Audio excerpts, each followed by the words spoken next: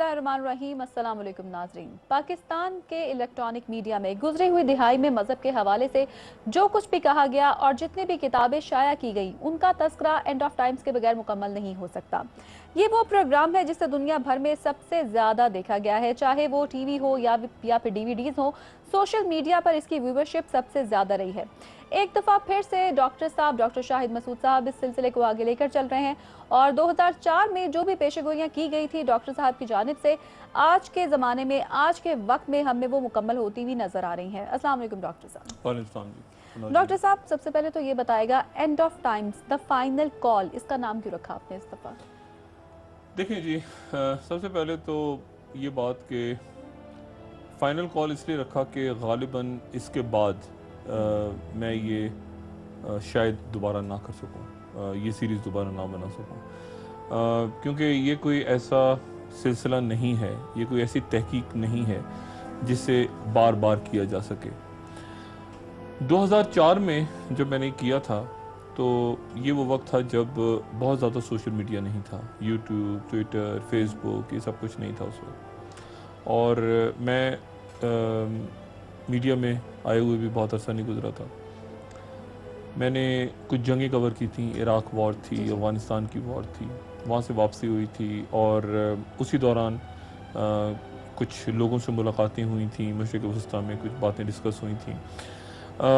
ARY पे आने के बाद मैंने ये आइडिया डिस्कस किया मैनेजमेंट के साथ और बड़ा मुश्किल था उस वक्त कि किसी ऐसे प्लॉट के ऊपर, किसी ऐसे नज़रिए के ऊपर, किसी ऐसे आइडिया के ऊपर काम किया जाए जो अभी हुआ नहीं है। यानी वो डॉक्यूमेंट्रीज़ बनाना तो बड़ा आसान होता है जो वाक़यात हो चुके हैं। आप वर्ल्ड वॉर के ऊपर बना लें या कोई रोमन एम्पायर के ऊपर बना लें या कोई ब्रिटिश हिस्ट्री पे बना लें, लेकिन जो वाक़या हुआ नहीं है, अभी वाक़यात होने हैं, और या फिर आप कोई फिक्शन भी नहीं बना रहे, कोई स्टार ट्रैक टाइप फिल्म भी नहीं बना रहे मुस्तकबिल के बारे में, लेकिन आपने एक सीरियस डॉक्यूमेंट्री बनानी है और उसका ताल्लुक मज़हब से भी आपने रखना है और साथ एक मॉडर्न एज का जो कॉन्सेप्ट है, क्योंकि आपके ये भी जहन में रहे कि उसको देखने वाले जो लोग हैं वो यूथ है, वो यंगस्टर्स हैं, आज के दौर में रहते हैं। तो फिर मैं ये आइडिया लेकर एयरवाई में आया और 2004 में ये मैंने इसकी 4 या 5 एपिसोड्स बनाई। लेकिन उसके बाद से लेके आज 2016 तक बहुत कुछ तब्दील हुआ है, बहुत कुछ तब्दील हो गया दुनिया में, और इतना ज़्यादा जितना इन सालों में तब्दील हुआ है शायद पिछली कई दिहाइयों में इतना तब्दील नहीं हुआ। इतने वाक़यात, इतनी जंगें, इतनी इजादात, हमारे सामने बहुत सारी चीज़ें आई, अचानक इजादात आई और ख़त्म हो गई। मतलब मिसाल के तौर पे मैं आपको ये बताऊं कि आप फ़र्ज़ करें, लोग बहुत ज़्यादा शायद इस पर ध्यान ना देते हों, लेकिन एक कैमरे हुआ करते थे बाकायदा, प्रॉपर कैमरे, और उनके अंदर फिल्म्स डाला करती थी, 12 या 24 की फिल्म्स हुआ करती थी। अब वो कैमरे नहीं है, अब आपके टेलीफोन के ऊपर जो है वो कैमरा भी है, जदीद दौर आ गया है, और आपको वो 24 या 12 की रील भी नहीं मिलेगी बाज़ार में। और तेज़ी के साथ हर 6 महीने के बाद आपको एक नया मोबाइल टेलीफोन मिल जाता है। सोशल मीडिया का वजूद ही उस वक्त नहीं था। सोशल मीडिया एक ऐसी स्टेज पे आ गया है कि पोस्ट इंटरनेट दौर डिस्कस हो रहा है। मैं कुछ अर्से पहले कॉन्फ्रेंस में था एक मगरबी मुल्क में, तो वहाँ डिस्कस ये हो रहा था कि पोस्ट इंटरनेट एरा क्या होगी, यानी इंटरनेट के बाद की दुनिया। एक ऐसी जगह हम पहुँच गए हैं, ये जो दौर है कि जहाँ इंटरनेट अपनी पीक पे है और उसके बाद किसी को पता नहीं है कि ये इंटरनेट कहाँ जाके ख़त्म होगा। ये जिस आदमी ने बनाया था, इजाद किया था, उसको भी नहीं पता था कि यहाँ तक चला जाएगा। और पोस्ट इंटरनेट एरा क्या होगी, इस बात के ऊपर कॉन्फ्रेंस थी। तो मुझे ये मेरे जहन में ये बात आई कि गालिबन एक तो ये कि बहुत सारे वाक़यात इस वक्त ऐसे हैं जिनका उस वक्त तसव्वुर भी नहीं हो सकता था, वो वाक़यात पेश आए इस तमाम अरसे में। जब 2004 में प्रोग्राम बना रहा था तो उस वक्त मशरिक़ वस्ता बिल्कुल एक पुरअमन ख़ित्ता था, ना कहीं कोई जंग थी सवाए लेबनान और इज़राइल फ़लस्तीन सिनेरियो जो चल रहा था, उसमें थोड़ा बहुत सीरिया के साथ भी मामला जो कई दिहाइयों से चल रहे थे, लेकिन एक बड़ा पुरसुकून इलाका था मशरिक़ वस्ता। लेकिन आज आप देखें तो वहाँ पे हर तरफ आपको बर्बरियत, खूनरेज़ी, आग के शोले भड़कते नज़र आ रहे हैं। अगर आप आ जाएं अफ़गानिस्तान और पाकिस्तान और ईरान और इस तरफ, तो यहाँ पर भी आपको एक बदअमनी और क्यास नज़र आ रहा है। इसी तरह से आप अगर चले जाएं रशिया, ये दोबारा इमर्ज हो रहा है, बाल्कन स्टेट्स हैं, आपका सेंट्रल एशिया है, यानी इतना कुछ हो रहा है कि मुझे ऐसा एहसास हुआ कि शायद इसको एक दफ़ा दोबारा बना के और रख दिया जाए, और ये गालिबन इस दौर का, इस अहद का एक आप समझ लें कि एक विटनेस होगी, एक शहादत होगी कि इस दौर में जो आने वाले वक्त में अगर ये काम रहा, और यकीनन रहेगा क्योंकि किताबी शक्ल में भी आ जाएगा और बाकी सूरतों में भी, तो कहीं ना कहीं ये एक रेफरेंस पॉइंट के तौर पे ज़रूर इस्तेमाल होगा, जिस तरह 2004 के प्रोग्राम्स होते रहे। अच्छा डॉक्टर साहब, 2004 का जो आपका प्रोग्राम था उसमें जो भी आपने प्रेडिक्शंस की थी, ज़्यादातर वो हमें इवेंट्स की सूरत में नज़र आ गई हैं। अब ये बताएगा कि ये जो फाइनल कॉल, इसमें आप ऐसा नया क्या लेकर आ रहे हैं? देखिए, पहली बात तो ये कि फाइनल कॉल तो इसलिए कि इसके बाद मैं ये बनाने का दोबारा मेरा कोई इरादा नहीं है, एंड ऑफ टाइम, क्योंकि जाहिर है कि ये जैसे मैंने पहले कहा कि ये बन नहीं सकता दोबारा। इसमें बहुत से वाक़यात जो आज हो रहे हैं, जो आने वाले चंद सालों के अंदर मुझे अंदाज़ा है कि शायद और वाक़यात पेश आएँ, उनका मैं तज़किरा कर दूंगा, लेकिन ये दोबारा बन नहीं सकता, एंड ऑफ टाइम। इसमें तहकीक बहुत है, इसमें बहुत काम है। लोगों को शायद अंदाज़ा नहीं है इस बात का कि अगर मैं इसमें मिसाल के तौर पे अगर मैं इसमें 10 मिनट मैंने गुफ्तगू की है, तो 10 मिनट के लिए अगर फ़र्ज़ करें, अगर वो 10 मिनट में सफ़ात पे लिखूं तो वो बनेंगे, फ़र्ज़ करें अगर वो 50 सफ़ात बनते हैं, तो 50 सफ़ात को बनाने के लिए मुझे कोई 500 या 600 सफ़े पढ़ने पड़ेंगे, क्योंकि बहुत सी चीज़ें उसमें से फिर मैं निकालूंगा, बहुत सी चीज़ें उसमें रेफरेंस के तौर पे रखूंगा, बहुत सी ऐसी अहादीस होंगी जो कि ज़ईफ़ होंगी, बहुत सी ऐसी रवायात होंगी जो कि गलत होंगी। ये बड़ा ज़रूरी है कि अगर आप मज़हब के ऊपर कोई भी बात कहें और लिखें, तो उनको तमाम जो जमहूर उलमा हैं वो उसको एक्सेप्ट करें, उसे कबूल कर लें, और कहीं कोई तनाज़े ना खड़ा हो, मज़ीद फितने का सबब ना बने आपकी गुफ्तगू, क्योंकि ये हसास टॉपिक्स हैं, ये बड़े सेंसिटिव टॉपिक्स हैं, और मुख्तलिफ उलमा मुख्तलिफ अंदाज में देखते हैं इसको। तो बात यह है कि बात आप कहीं भी लोग उससे सीखें भी, उसको समझ भी जाएं। अच्छा, समझने की जो बात आपने की है ना, ये हर एक के समझने की चीज़ गालिबन है नहीं। और मैं आपको ये बताऊं कि इसके बारे में ये बात तय है कि जो इल्म है ना, ये जो नॉलेज है, ये हर एक के लिए नहीं होती। खबर हर एक के लिए होती है। खबर में और नॉलेज में बड़ा फ़र्क है। खबर ये होती है कि मैं आपको खबर दूं कि जी आज सुबह ये वाक़या पेश आया, आज इतना मौसम गर्म था, आज फलानी जगह पे बम धमाका हो गया, कोई हादसा पेश आ गया, कोई अच्छी खबर हो कहीं की, कोई हैपनिंग हो गई, वो खबर है, वो न्यूज़ है, वो इंफॉर्मेशन है। लेकिन जो इल्म है ना, इल्म और नॉलेज एक बिल्कुल मुख्तलिफ चीज़ है। इल्म और नॉलेज जो है उसका ताल्लुक खबर से नहीं होता। यानी आपके पास डिग्रीज कितनी हैं, ये एक बिल्कुल अलग चीज़ है, ये आपकी एजुकेशन है, ये आपकी एजुकेशन है। लेकिन आपके पास नॉलेज कितनी है, ये एक बिल्कुल अलग चीज़ है। और कई आपने भी ज़िंदगी में लोग देखे हों, नाज़रीन ने भी देखे हों, हमने भी देखे होंगे, बेशुमार डिग्रियां लेके घूम रहे होते हैं, लेकिन उनके पास इल्म नहीं होता, उनको बुनियादी बातों का ज़िंदगी की पता नहीं होता। तो मेरा ये ख्याल है, और मैं आपको इसमें एक छोटा सा एक वाक़या बताता चलूँ कि एक साहब, एक शख्सियत हुआ करती थी मक्का मुअज़्ज़मा में, अमर बिन हिशाम, कुरैश कबीले से ताल्लुक़ था, और मक्का मुअज़्ज़मा के उन लोगों में से एक जो सबसे ज़्यादा ज़हीन लोग थे। अच्छा। जिनको सबसे ज़्यादा इल्म हासिल था वहाँ पे, वहाँ के लोगों के मुताबिक जो सबसे ज़्यादा इल्म रखते थे जो साहब, और 30 साल की उम्र में उस शख्स को उन मजालिस में जाने की इजाज़त दे दी गई थी जहाँ जाने के लिए 40 साल की कैद रखी गई थी कि 40 साल उम्र होनी चाहिए कम से कम। और इतना ज़्यादा वो ज़हीन आदमी था, कहलाता था अपने माशरे में, उसको लिखना पढ़ना भी आता था। हालांकि बहुत ज़्यादा कुरैश में लोग लिखना पढ़ना नहीं जानते थे, इसको लिखना पढ़ना भी आता था। इसके बाद लोग मशवरा करते थे जाके, तो इसको अबुल हिकमा का लक़ब दे दिया गया। अबुल हिकमा यानी हिकमतदान है, बहुत बड़ी हिकमत है इसके पास।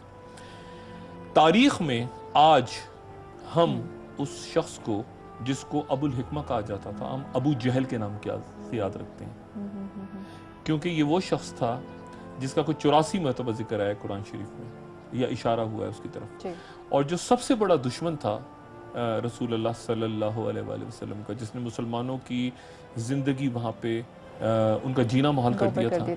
और फिर जब जंग बदर में उसको मारा गया तो सिर्फ एक घुटने के ऊपर एक ज़ख्म था, उसके निशान से उसको पहचाना और वहाँ पे उसको मारा।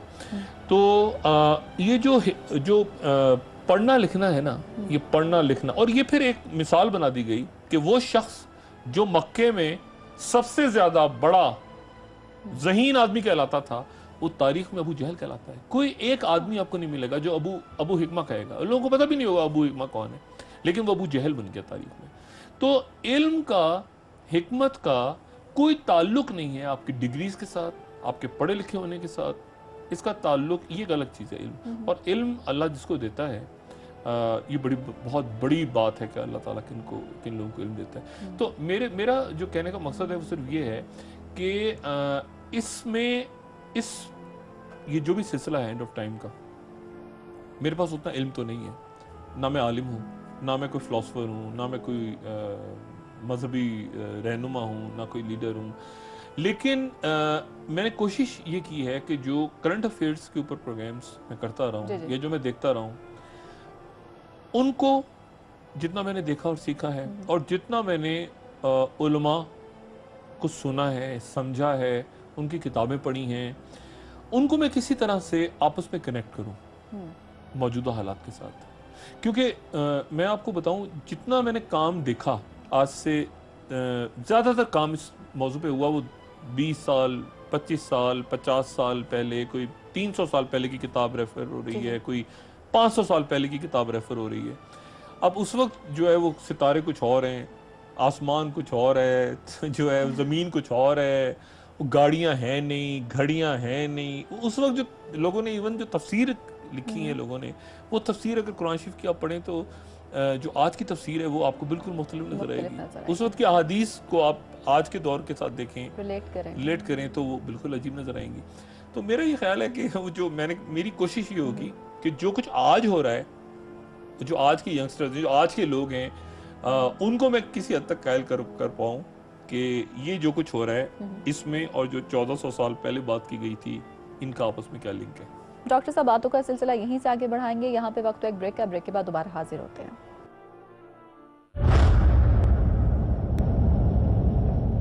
खुशामदीद नाजरीन। डॉक्टर साहब, बहुत से इस्लामिक स्कॉलर्स जो हैं आपसे पहले भी वो लिख चुके हैं इस हवाले से। ये बताएगा कि आप जो रिसर्च कर रहे हैं या आपका जो ये end of time the final call है, कैसे मुख्तलिफ फिल्म्स है? ये बात मैंने आपको भी बताई, मैंने आपको ये बताई ना बात कि वो ज़्यादातर काम, देखें ज़्यादातर काम तो इस पे हुआ, आप समझें कि पहले तो कुरान शरीफ की तरफ, ठीक है, क्योंकि एंड ऑफ टाइम सूरह क़यामा के नाम से मौजूद है। कुरान शरीफ के अंदर हमारा ईमान है, क़यामत पे यकीन रखना हमारे ईमान का हिस्सा है। फिर उसके बाद अहादीस, और अहादीस में भी ये देखना कि किस सहाबी ने क्या बात की, किस खलीफा ने क्या बात की, किस इमाम ने क्या बात की, और फिर उसकी तफसीर किस तरह बयान। ये सारा काम इस्लाम के पहले चंद 100 सालों में मुकम्मल हो गया था। चंद 100 सालों के बाद लोगों ने इस पे बहुत ज़्यादा बात नहीं की। फिर बहुत बड़ा गैप आ गया। मैंने जब इस पे काम ढूंढना शुरू किया 2004 में, तो बहुत चंद किताबें मिली। मैं मिसाल के तौर पे बताऊं, उस वक्त मुझे एक किताब मिली और उसके बाद में मिली हारून याहिया साहब की किताबें। हारून याहिया साहब की किताबें, लोगों का बहुत बड़ी तादाद में लोगों का ख्याल ये था कि मैं हारून याहिया साहब से बड़ा मुतासिर हूँ। मैंने हारून याहिया साहब को पढ़ा, लेकिन मैं हारून याहिया साहब के ख्यालात से बिल्कुल इत्तेफाक ही नहीं करता उनके ख्यालात से, क्योंकि उसकी लेकिन चूँकि टाइम वो हो गया कि एंड ऑफ टाइम और एंड ऑफ टाइम के इत्तेफाक, तो वो क्योंकि हारून याहिया साहब जो है वो एक मैं उनसे इख्तलाफ करता हूँ इज़्ज़त के साथ, लेकिन वो एक कल्ट के तौर पे गालिबन अगर आप उनके टीवी प्रोग्राम या उनकी गुफ्तगू सुने तो उसमें जो ख़वातीन हैं और जो उनका स्टाइल है बात करने का, और दूसरी बात है कि हारून याहिया कोई साहब नहीं है, उनका नाम कुछ और है। इस्लामी तारीख में जितना मैंने थोड़ा बहुत समझा देखा कि जो भी शख्सियत सामने आई वो अपने असल नाम के साथ सामने आई। तो उन्होंने एक और साहब हैं तुर्की में रहते हैं, उन्होंने अपना नाम हारून यहिया रख लिया और उनका बुनियादी जो बात है ना कि आखिर ज़मा में, आखिरी दिनों में इस तरह से होगा, सारे मज़ाहिब भाई भाई बन जाएंगे, आपस में सब एक हो जाएंगे, सब हज़रत ईसा अलैहिस्सलाम को मान, ऐसा नहीं। मैं उसके साथ उनका जो बुनियादी नुक्ता है ना आखिर ज़मा के हवाले से, उसके साथ ही इख्तलाफ करता हूँ। ऐसा नहीं होगा जिस तरह वो समझते हैं और जिस तरह उन्होंने बताया। ऐसा हो सकता है कि इज़राइलियात के जो माहिरीन हैं उनका ख्याल गालिबन कुछ मुताबिकत रख सकता है। ये भी हो सकता है कि कुछ जो ईसाई राहिब हैं उन्होंने जो कुछ कहा, लेकिन ज़्यादातर जो उलमा ने हमारे इस्लाम में जो बात की है, मैं नहीं समझता कि हारून यहिया साहब ने उसको सही तरह से समझा है। और मेरा ख्याल है कि उनको मैंने मैसेज भी भेजे थे 2-3 बार उनको, उसके बाद मेरे ख्याल से उनको तस्हीह करनी चाहिए और बहुत हद तक तस्हीह करनी चाहिए उस तमाम लिटरेचर की, उस तमाम अंदाज की जिस अंदाज में वो बात कर रहे हैं। और मजालिस सजा रहे हैं, मैंने कल्ट सा है उनका। अब मैं बिल्कुल, अब मैंने तो अपने जो अब एंड ऑफ टाइम है, यानी उसका चूँकि नाम एक एंड ऑफ टाइम पड़ गया है, तो लेकिन हारून यहिया साहब के ख्यालात बिल्कुल मेरे नज़दीक, मैं उनको बिल्कुल दुरुस्त नहीं समझता। चंद बुनियादी बातें उनकी बिल्कुल दुरुस्त हैं, लेकिन फिर जब वो आखिर ज़मा की तरफ बढ़ते हैं और वो दज्जाल और मेहदी और वो सारे मार्के और आर्मागेडन, तो फिर वो मेरे नज़दीक वो भड़क जाते हैं राह से। ये मेरा अपना आइडिया है। अच्छा डॉक्टर साहब, आपने पहले भी बताया कि आप अपना पूरा जो रिसर्च वर्क है उसको खुद करते हैं, तो इतनी ज़्यादा रिसर्च करनी है, आपने कहा कि 500 पेपर्स को पढ़ के आप कुछ 5 सफ़ों की कोई चीज़ निकालते हैं, तो कैसे पॉसिबल है? अकेले इतना ज़्यादा मटीरियल कहाँ से आप लेकर आते हैं? ये मेरे साथ जो लोग रहते हैं उनको यकीनन इल्म है कि मैं अकेला ही कर रहा होता हूँ, और उसकी वजह ये है कि उसको मुझे फ़ायदा बहुत होता है। उसका फ़ायदा ये होता है कि अगर मैं ये सारा काम छोड़ दूँ बहुत सारे लोगों पे, तो मैं खुद नहीं पढ़ूँगा उसके नतीजे में। तो चाहे वो मेरे ये प्रोग्राम एंड ऑफ टाइम हो या करंट अफेयर्स के प्रोग्राम्स हों या बाकी हों, आप भी हिस्सा हैं इन दिनों, तो आपने भी देखा होगा मेरे साथ कोई रिसर्चर्स नहीं होते, और उसका फ़ायदा होता है। उसका फ़ायदा ये होता है कि मैं खुद चूँकि पढ़ रहा होता हूँ, मैं खुद सीख रहा होता हूँ और मैं खुद तालिब इल्म के तौर पे पढ़ रहा होता हूँ। इन कामों को अगर दूसरों पे छोड़ दूँ मैं, तो एक तो मैं खुद नहीं सीख सकूँगा और ख़ुद समझ नहीं सकूँगा।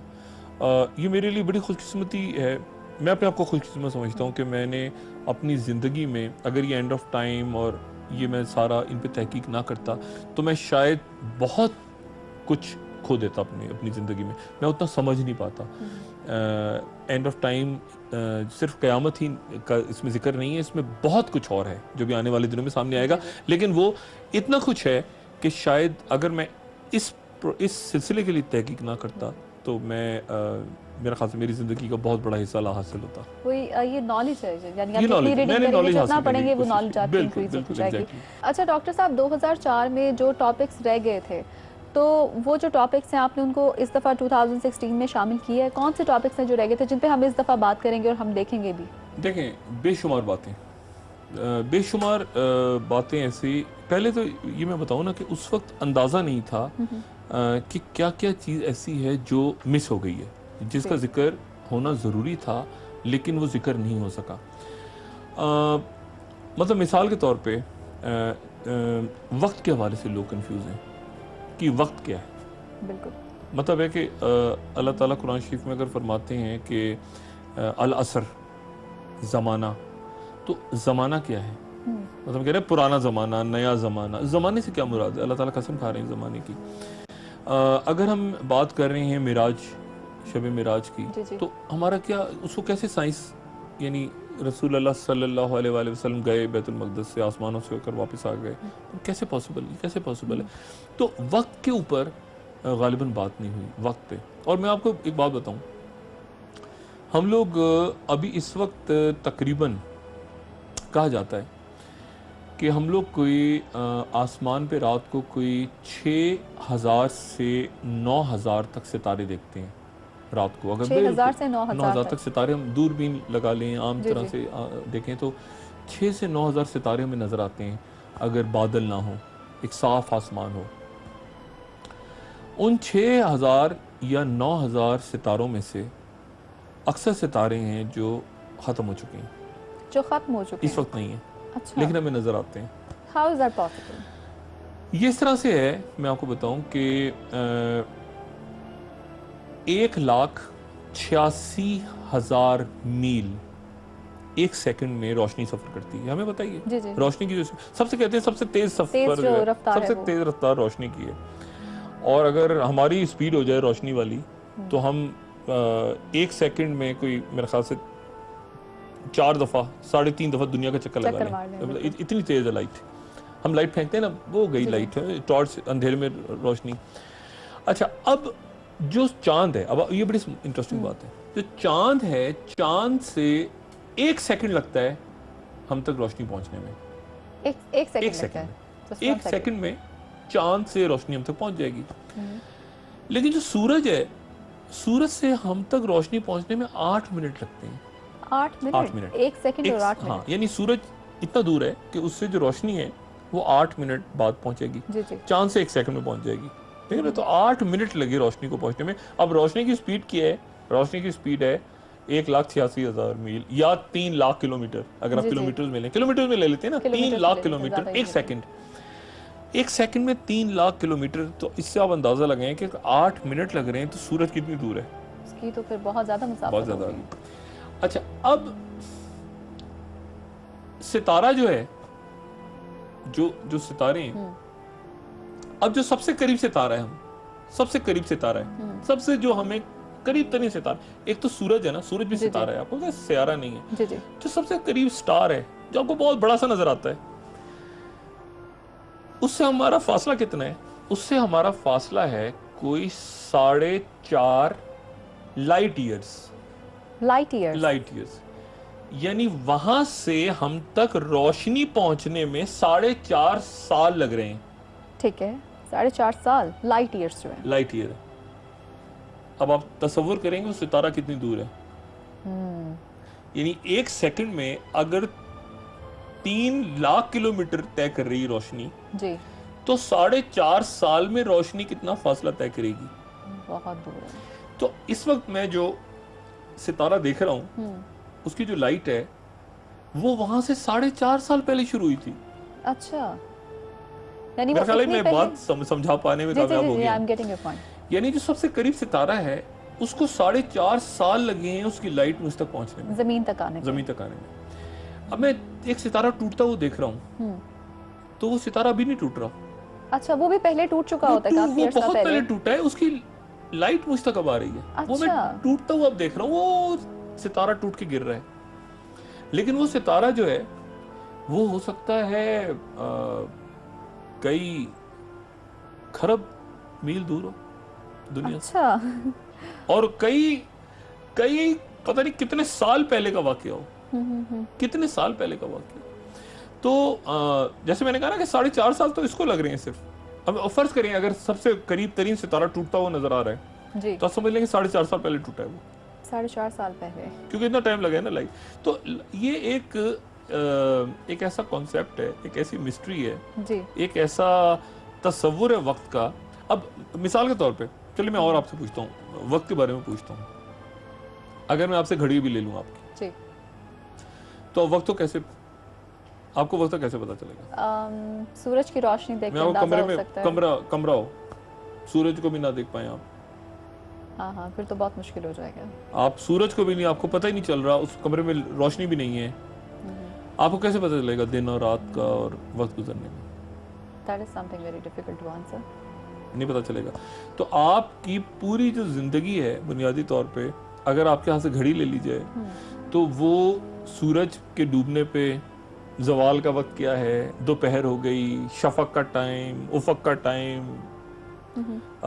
रात का पहला पहर, हम ये सुनते थे ना, हाँ रात जी। का दूसरा तो पहर। पहले घड़ियां नहीं होती थी, तो घड़ियां- ऐसे ही अंदाजा पहर- लगाया पहर जाता के था, हवाले से बिल्कुल, चला था हाँ ना। जी। तो सूरज के हवाले से, सूरज और चांद के हवाले से लोग सारी जिंदगी अपनी गुजारते थे, वक्त की पैमाइश भी ऐसी करते थे, और आज भी ऐसी करते हैं, आज भी ऐसी करते हैं ना बुनियादी जी। तौर पे। कितनी देर में जमीन घूमी सूरज की गिर तो साल बन गया, वो हाँ जी, हाँ 365 दिन है कि एक लीप ईयर आपने गुजार दिया बीच में। अगर आप इसको, और फिर ये 60 सेकंड्स का 1 मिनट, ये कैसी आपकी घड़ी पे है ना, घड़ी ले ली जाए तो आपको कैसे पता चलेगा 1 मिनट हो गया? आप या तो काउंट करते हैं मुस्तकिल, और वो काउंटिंग पॉसिबल नहीं है कि आप काउंटिंग में भी खराब हो जाएगी ना, सेकंड और काउंट में फर्क है। जब आप 99 करेंगी तो 99 वो 1 सेकंड से ज्यादा बड़ा हो जाएगा, सेकंड पीछे रह जाएगा। अगर आप 98, 99 और उर्दू में गिनना शुरू कर दें या पंजाबी में, अरबी में, तो बहुत ही पीछे रह जाएंगे, वो इतने लंबे अल्फाज होंगे, वो पल जो है वो सेकंड वो पीछे रह जाएगा। और आप कैसे नापेंगे माइक्रो सेकंड्स को? और सेकंड से भी तो छोटे पैमाने हैं ना। तो बात ये है कि आप टोटल डिपेंडेंट हो गए हैं घड़ी के, टोटल घड़ी, स्मार्ट वॉच, ये सारी। और जो वो वक्त है जिसका जिक्र अल्लाह ताला फरमा रहे हैं, ये कुरान शरीफ में लिखा है, क्या वो वक्त डिपेंडेंट है इस घड़ी के? जो घड़ी आज तो पहनी हुई है मैंने और आपने, लेकिन मुझे नहीं पता कि 200 साल के बाद किस तरह की घड़ियां होंगी और किस तरह का पैमाना होगा। ये जो महीने हैं, मिसाल के तौर पे ये जो आप साल नाप रहे हैं, ये साल और 1985 हो गया, तो 2016 हो गया, तो ये हो गया, तो वो हो गया, ये तो सारी बात के सिस्टम्स हैं। ये तो सारे बात के इवन तो बाद में सब कुछ आया, बाद में सब कुछ आया। हजरत ईसा अलैहिस्सलाम से हम अगर उसको लिंक करते हैं ईसवी कैलेंडर को, तो ईसवी कैलेंडर तो हजरत ईसा अलैहिस्सलाम की जिंदगी में नहीं था, उनके बहुत कई 100 साल बाद में भी नहीं था। उस पर बात करूंगा आगे अपने किसी प्रोग्राम में। जो इवन जो हिजरी कैलेंडर है वो भी हिजरत के कई साल उनके बाद सामने आया। तो ये और वक्त का जो तस्वुर है ये अपनी जगह तस्वुर है। और आज तो देखिए ना, आप इस कहकशां को नाप ही नहीं सकते वक्त के लिहाज से, आपको रोशनी की रफ्तार ढूंढनी पड़ रही है। अब और अगर मैं इसको और फैंटेसाइज करूं और मैं आपसे ये कहूं कि अभी किसी सितारे पे चले जाएं, मतलब मैं करीब तरीन सितारा जो मुझे 4.5 साल बाद नजर आ रहा है, रोशनी पहुंचा, मैं अगर सितारे पे पहुंच जाऊं और मैं पलट के देखूं जमीन को, तो मुझे 2016 है ना, तो मुझे वहां नजर आएंगे मेरे ख्याल से 2011-12 के वाकयात नजर आएंगे। अच्छा, जमीन, क्योंकि यहाँ के मनाजिर भी तो देर से जा रहे हैं ना, डिस्टेंस इतना है ना, 4.5 साल का जो 4.5 साल का गैप है, ये करीब तरीन सितारा है। अच्छा, ये करीब तरीन सितारा, तो वक्त मिस हुआ उस वक्त। जी डॉक्टर साहब, यहाँ पे वक्त है ब्रेक का, ब्रेक से दोबारा आके बातों के सिलसिले को यहीं से आगे बढ़ाएंगे और भी बहुत कुछ है डॉक्टर साहब से पूछने के लिए। वेलकम बैक नाजरीन। डॉक्टर साहब वक्त के बारे में बात कर रहे हैं। दज्जाल जो है, दज्जाल का फितना कौन से वक्त में आएगा? तय करना बड़ा मुश्किल है, और मेरा ख्याल है मैं अभी इस दफ़ा जो गुफ्तगू करूँगा दज्जाल के ऊपर, वो पहले जितने भी नज़रिए आए हैं सामने उनसे मुख्तलिफ होगा। ये जितना कुछ कहा गया है या लिखा गया है दज्जाल पे, उनसे मुख्तलिफ होगा। और वो मौजूदा दौर के हवाले से शायद कुछ लोगों को समझ आए, कुछ लोगों को समझ ना आए, लेकिन जो बुनियादी बात अल्लाह ताला फरमाते हैं वो ये है कि आप गौर करें। जी, अल्लाह ताला कहते हैं गौर करें, आप गौर करने का हुक्म देते हैं अल्लाह ताला। और ये भी बात ध्यान में रखें कि हर बात, जो मैंने पहले भी कही थी, हर बात हर एक के समझने के लिए होती भी नहीं है। एक माशरे में अगर 100 आदमी रहते हैं तो ये तय है कि 100 के 100 बात नहीं समझेंगे। ये कानून कुदरत है, चाहे कोई कौम हो, चाहे कोई लोग हो, चाहे कोई कबीला हो, उस कबीले में, उस कौम में हमेशा ऐसे लोग ज़रूर होंगे, और गालिबन अक्सरियत में होंगे, जो बात नहीं समझेंगे। लेकिन कुछ ना कुछ लोग ऐसे ज़रूर होंगे जो समझेंगे, और ऐसे लोग ज़रूर होंगे जो गौर करेंगे। तो मेरी सिर्फ ये कोशिश होगी कि समझें और गौर करें, बाकी उसका तमस्खुर उड़ाने वाले बेशुमार लोग होंगे, ये बात तय है। अच्छा, पहले भी मैं आपको भी बताऊं, ये जब एंड ऑफ टाइम हुआ था तो इसका बहुत लोगों ने, जहाँ पर मैं शुक्रगुजार हूँ अल्लाह ताला का, और मैं समझता हूँ कि ज़िंदगी का बहुत बड़ा एक मकसद मेरा पूरा हुआ कि मैंने इस पर तहकीक की और काम किया। लेकिन एक तबका ऐसा ज़रूर था जो इसका तमस्खुर उड़ाता रहा, क्रिटिसाइज करना। नहीं, क्रिटिसाइज करना तो अलग चीज़, क्रिटिसाइज तो एक इल्मी बहस है ना, कि नहीं ऐसे नहीं है। डॉक्टर शाहिद इस हदीस को इस पैराए में आप देखें, ये अहले तशी इमाम मेहदी को इस तरह देखते हैं, इमाम शाफई का ये कहना है, इमाम गजाली ये कहते हैं, इमाम अबू हनीफा का ये कहना है, ये देखें लेबनान में स्कॉलर्स ने ये कहा, ये देखें इजराइल के अंदर ये बात की गई है। वो इख्तलाफ है। एक है तमस्खुर उड़ाना। वो तमस्खुर उड़ाना जो है वो एक्चुअली इस पूरे के पूरे, ये जिसको मैं प्रोजेक्ट कहता हूँ, ये मेरा प्रोजेक्ट है एक तरह से, यानी मेरा मकसद है, काम है। इस प्रोजेक्ट का हिस्सा है लाजमन।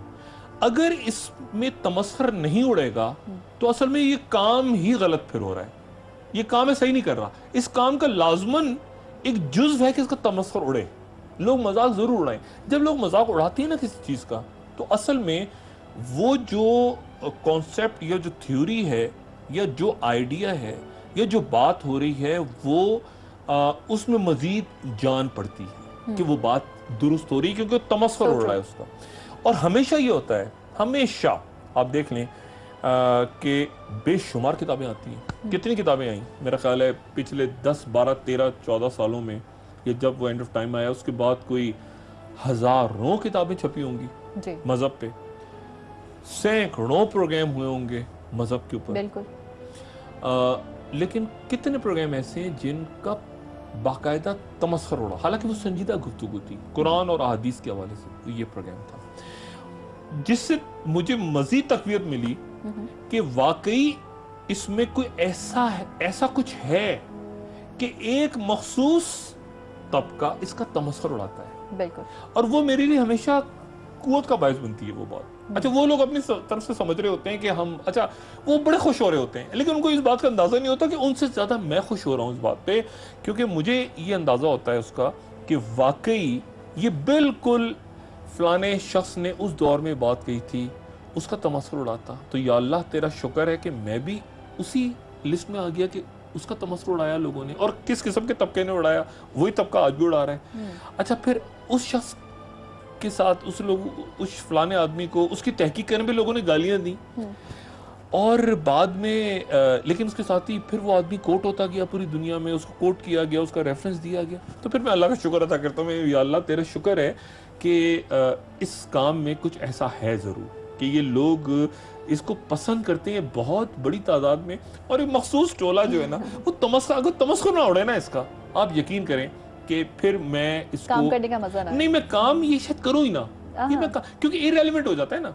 देखिए, आप इररेलेवेंट नहीं होना चाहिए, आपको रेलेवेंट होना चाहिए। आप जो बात करें ना उसकी रेलेवेंस होनी चाहिए। बेशुमार किताबें अब भरी हुई हैं, डीवीडीज, प्रोग्राम्स भरे हुए हैं, लेकिन बात यह कि वो कुछ रेलेवेंट है, कुछ इररेलेवेंट है, कुछ लोगों की मेमोरी से निकल जाएगी चीज। अब मैं आपसे पूछूं कि आपको कितने टीवी ड्रामे याद हैं पिछले सालों में? आपको 5, 8, 10, 15, 20 आप नाम लेंगे, आप कहेंगे इतने। लेकिन अगर मैं आपसे कहूं एंड ऑफ टाइम कहूं, अचानक लोगों से, अचानक पाकिस्तान में या पाकिस्तान से बाहर जो उर्दू समझने वाले लोग हैं, या अब तो कोशिश है कि इंशाल्लाह ये अरबी में और बाकी ज़बानों में भी मैं करूँगा, ये डब होगा, तो जब एंड ऑफ टाइम का जिक्र होगा तो लोग आज भी वो एंड ऑफ टाइम एक ही है, बस एक ही बनाया लोगों ने, बाद में कोशिश की, लेकिन वो चूंकि कोशिश की अच्छी की कोशिश उन्होंने लोगों ने, लेकिन वो चूंकि उसकी कॉपी हो रही थी तो वो फिर पीछे हट गए। जिसका काम है ना, मेरा यही काम, मेरा ये सब्जेक्ट है, इसको मैंने एज ए सब्जेक्ट लिया है एंड ऑफ टाइम को। मैं और बहुत सारे जो मजहब से रिलेटेड बातें हैं उनमें नहीं गया, ये मेरा चूंकि सब्जेक्ट है, इसलिए मैं समझता हूँ कि मैं थोड़ी बहुत इस पर अथॉरिटी बन चुका हूँ, और इसलिए बन चुका हूँ कि मैंने इसको पढ़ा है, मैंने इस पर बहुत मेहनत की है, बहुत किताबें, और ऐसा नहीं है कि ये यानी जो उलमा हैं उनसे मैंने बात की है, मैं स्कॉलर से मिला हूँ दुनिया भर में। और मैं आपको एक और बात बताऊँ, ये 2004 में जब आ गई एंड ऑफ टाइम, उसके बाद मैं बाहर गया, मैं अमेरिकन यूएस स्टेट डिपार्टमेंट ने बुलाया, एक्सचेंज प्रोग्राम था, वहां गया हूं, तो वहां पर थिंक टैंक्स के अंदर में मुझसे पहला सवाल हुआ, उन्होंने क्या या एंड ऑफ टाइम बनाई, तो मैं हैरान, मैंने कहा वहां पर देखी गई है। उन्होंने कहा आप ये जो बात कर रहे हो सपोजिटली ये तो पीसफुल है सारा, कब तक देख रहे हो? मैंने कहा जी मुझे नहीं पता, लेकिन उसके बाद मैं चूंकि जाता हूँ, मिलता हूँ लोगों से दुनिया भर में, तो वो फिर अहादीस में जब आता है यमन का जिक्र, और अहादीस में जब आता है शाम का जिक्र, शाम कि उस वक्त से बचो जब शाम में फितना, तो अब शाम, यमन, जंगें, इनके हालात हमारे सामने, नजद, खुरासान, ये बातें लोगों को उस वक्त 2004 में समझ में ही नहीं आती थी जो मैं कहता था। अब चूंकि समझ शायद ज्यादा बेहतर तौर पे आ जाए, तो इसलिए मैं इसको एक फाइनल कॉल करके इसकी एक सीरीज दोबारा बना रहा हूँ। जी डॉक्टर साहब, बहुत शुक्रिया हमारे साथ रहने के लिए। नाज़रीन, आपका भी बहुत शुक्रिया डॉक्टर साहब। कल दोबारा आपसे मुलाकात होगी जिसमें मजीद भी सवालात जो हमारे ज़हनों में हैं वो हम आपसे आके पूछेंगे। बहुत शुक्रिया नाज़रीन हमारे साथ रहने के लिए। अल्लाह हाफ़िज़।